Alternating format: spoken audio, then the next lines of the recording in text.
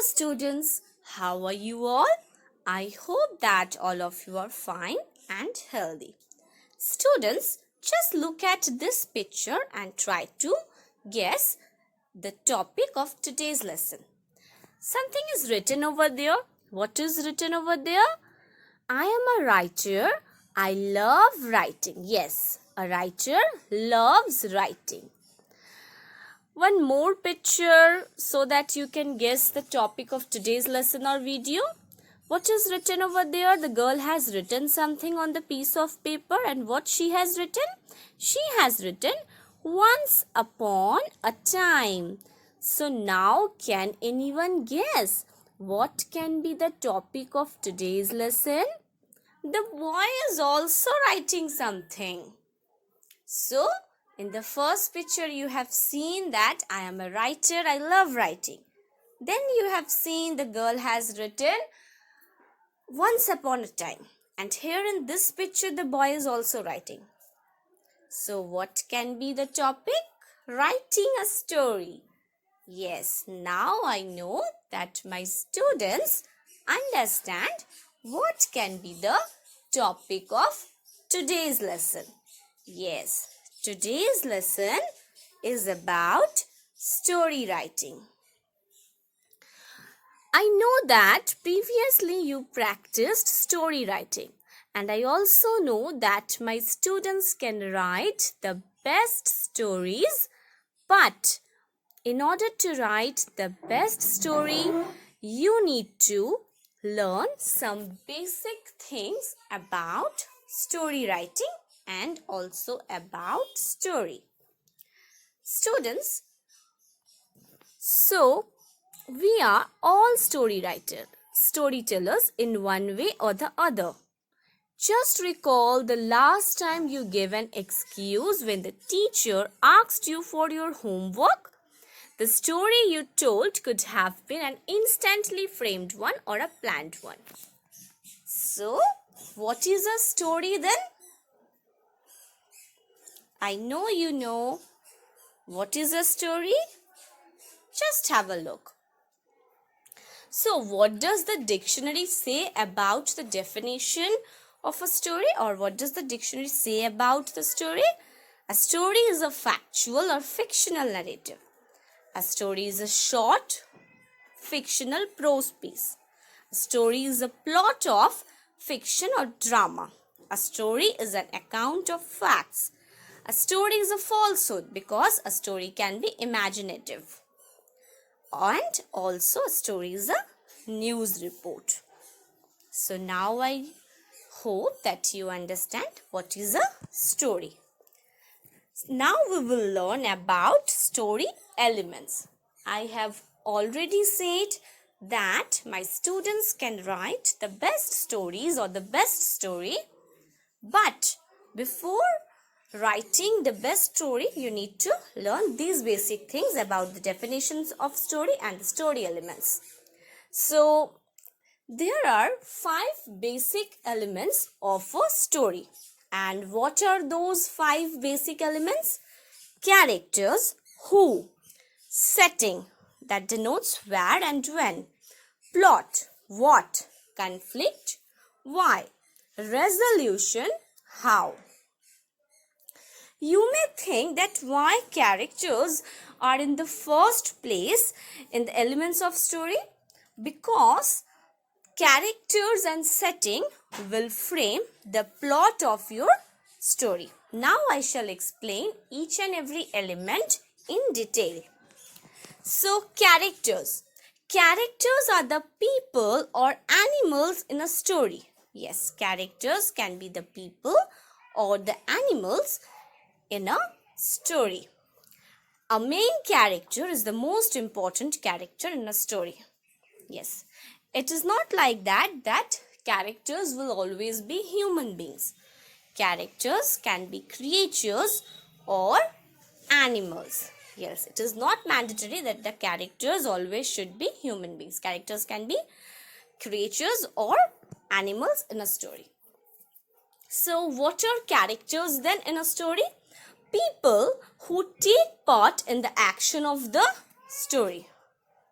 Yes, people who take part in the action of the story, those people are called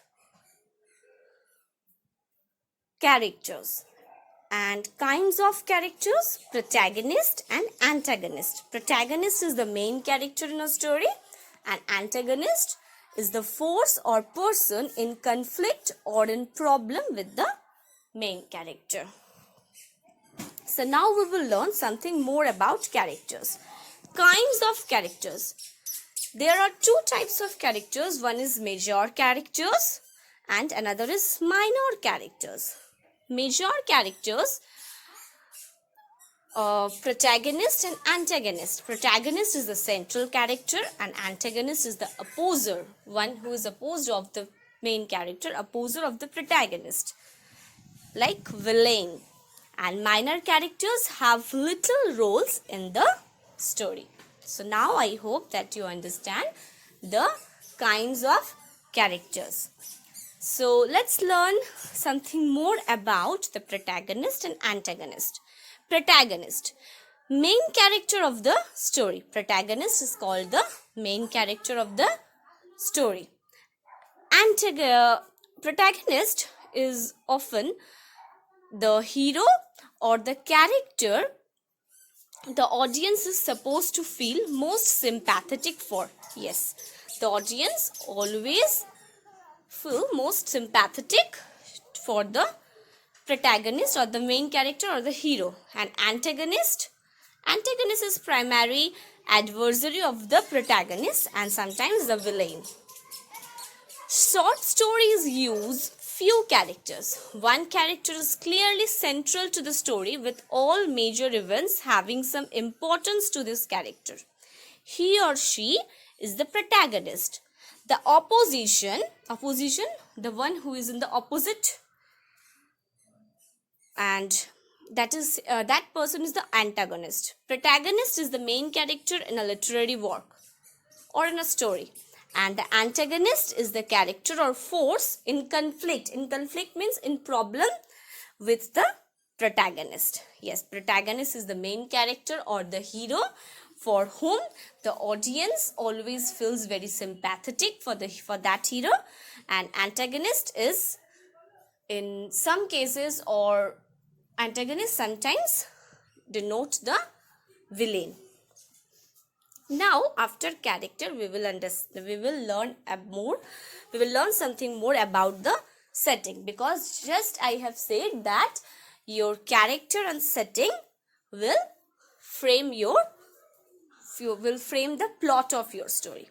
So setting means where and when the story takes place. Setting means where and when the story takes place. The setting tells where and when the story takes place. It can be a pond, it can be any place, it can be the garden, it can be a house, it can be the mountain, or it can be a seaside place, it can be a beach also.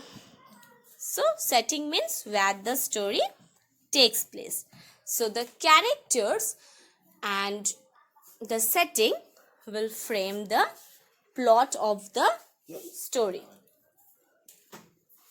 So the time and location in which a story takes place is called the setting.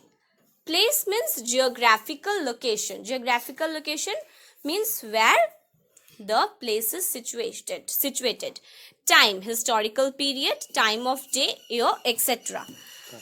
Weather conditions, rainy, stormy, sunny, etc. Social condition, what is the daily life of the characters like? Mood or atmosphere, what feeling is created at the beginning of the story, that how you are feeling at the beginning of the story. Is it bright and cheerful or dark and frightening? Okay, after characters and setting we will learn about plot. So what is the plot of the story? Plot is the sequence of events that make up a story. Yes, plot is the sequence of events that make up a story. And plot includes exposition, rising action, climax, falling action, and finally the resolution. Yes. So, plot is the sequence of events that make the story. So, plot diagram is a visual of a series of events that center on a problem or conflict. So, exposition, then the rising action, then the climax, then falling action, and finally the resolution. Exposition means the beginning. This is here the author gives a description of the setting and the mood before the action takes place, the introduction of the story and its characters. Rising action, a series of events that begin immediately after the exposition, that means the introduction of the story, and builds up the climax. And always remember one thing, students, that a plot has a beginning, a middle, and an end. Yes, always remember this thing, that a plot has a beginning, middle, and an end. I have already explained the exposition, that is the beginning or the introduction of a story. And now we will learn the middle portion or the middle part of a plot line. So, exposition and conflict, that we have already discussed. Now we will learn rising action. A series of events and complications build on characterization and conflict and foreshadowing, suspense, irony, and literary devices get involved. Then finally the climax. The solution to the conflict is decided here. This is the turning point and often most emotional part of the story. The event may be either an action or a mental decision that the protagonist makes. Okay, then we will learn the falling action. So, exposition means the characters and the setting are introduced. Rising action means the problem or the conflict is revealed through a series of events. Climax means the problem reaches its highest and most intense point. It can be the turning point in a story. Falling action, the problem begins to be solved. And resolution means the conflict is totally resolved and the story concludes. I hope now you can understand. Exposition is the beginning. Rising action means now that you are going to understand the problems. And then finally the climax, falling action, and resolution. Now the conflict. A conflict is a struggle or problem in a story. Yes, conflict means a struggle or problem in a story. Every story includes at least one conflict, and most stories describe many conflicts. The main problem at the center of a story is the main conflict. Conflict can be internal or external. I hope you can understand what is a conflict, and conflict is a struggle or problem. It is the opposition of forces which ties one incident to another and makes the plot move. Yes, conflict is the opposition of forces which ties one incident to another and makes the plot move. Conflicts are not limited to open arguments, rather it is any form of opposition to the main character. Yes, conflicts do not limited to open arguments. It is any form of opposition to the main character. And as it is said that conflicts can be internal and external, just look at these types of conflicts. Character versus character. In this type of conflict, the main character is having a problem with another character in the story, human or not. So here the main character may have a problem with another human being or an animal. I hope you can understand that what is the conflict between a character and another character. That character may be a human being or an animal. Character versus nature. In this type of conflict, some force of nature is causing a problem for the main character. Suppose in a story you get an idea that a that the main character of the story is having problem with nature for some adverse situation created by nature. Suppose the nature created some adverse situation and the main character has to struggle with that adverse situation created by nature. Now, character versus self. In this type of conflict, the main character experiences some sort of inner conflict. Yes, inner conflict means the problem that you are having with yourself. Inner conflict means the problem that you are having with yourself. So, in this type of conflict, the main character experiences some sort of problem with himself or herself. The main character cannot understand whether he or she is doing something right or wrong. That is the inner problem or inner conflict. Now, character versus society. In this type of conflict, the main character has a conflict with a larger group, a community, a culture, society, etc. So, in this type of conflict, you can see that a character is having problem with the with some rules created by a large group of people or society or a culture. The main character faces problems for the society. So, after conflict, we will learn about resolution.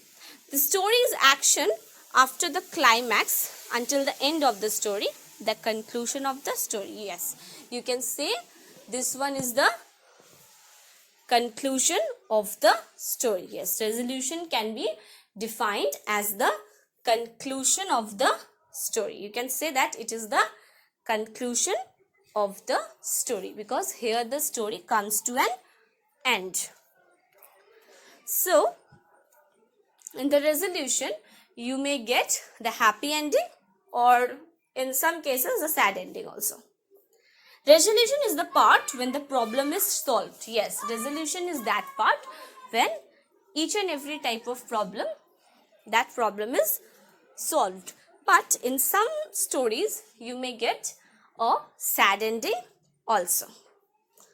So, it is not mandatory that every time you will get a happy ending. In some stories, you might get a sad ending also. But generally, stories end with a note of happiness. So, resolution is that part. The resolution is that part that you can see at the end of the story.